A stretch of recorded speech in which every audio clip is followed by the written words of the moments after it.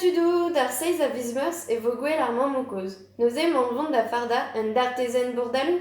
Dondei!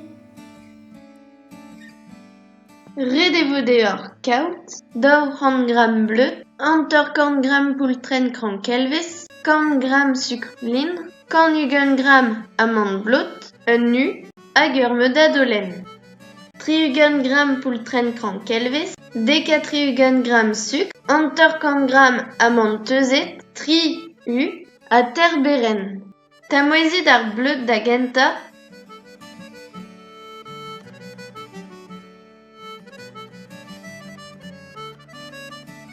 ha da c'houde ar sucre lindre.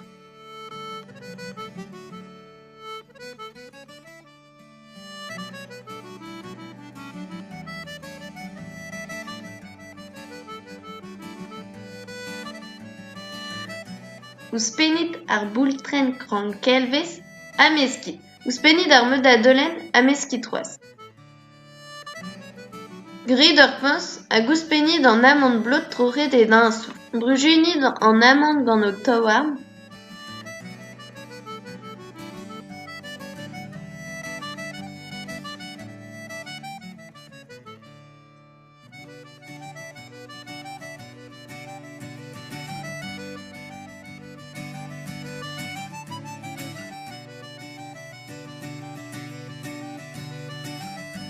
Grit ur peñs hag ouzhpenit an nu.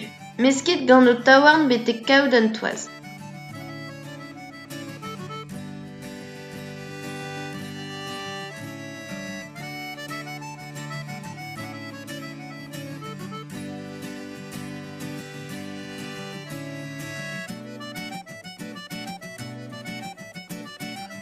Echuit da veskav war an daol.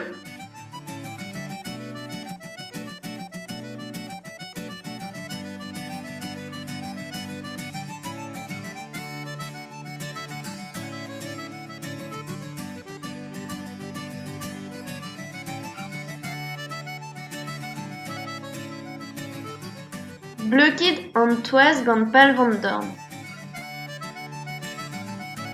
Kemerit ar paper film, filmit an toaz a lakit ar yenerez e pat 30 minuten.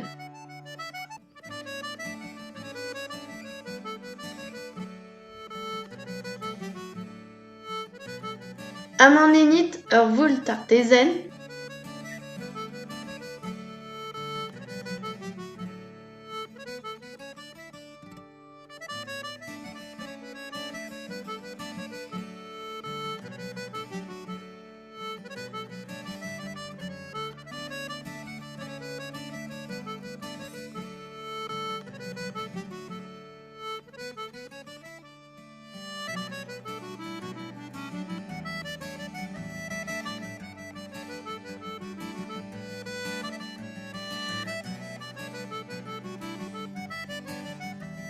lakit ar voult artezen a gostek, kemerit an toaz a tenit ar paper film. Florit an daol gant bleut a ledornit an toaz.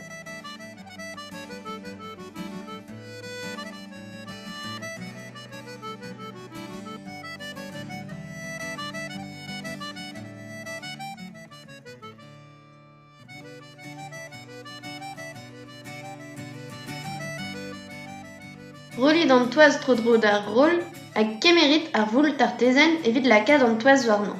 Foñsit an toaz. Da larede e ar fet da denañ an nec'h a zo etre an toaz hag ar voul gant an dorn. Ha da c'houde eo ret uelat bord an toaz evit pegur an ezan ouzh ar voul. Gant ar rol troc'hit ar pezh a zo ere, grit ur gwaskadennig gant ar bizmeud evit merkañ bord an dartezen. Pikit gant ur fourchetezen foñs an toaz. Bremañ vo fardet ar gwarni sadur. Torrit an nuioù a meskinne. Ouzhpenit ar sukr a gwenit an nuioù. Ouzhpenit ar boultren krankelvez a meskit a dare.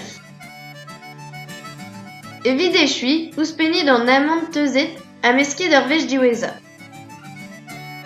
Laoskit ar gwarni sadur a goste. Kemerit ar per a dibluskid en aisé.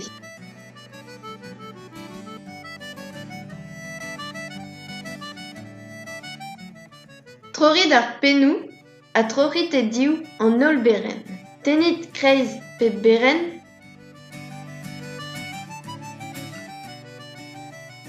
trorit l'emmenigou var e dreuz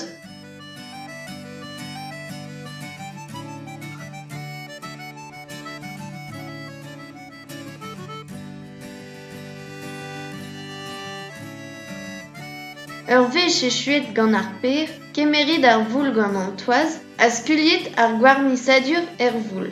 Kemerit hanter ur beren, a lakinei war ur spanel. Plaudit ar beren a lakinei war ar gwiskadur.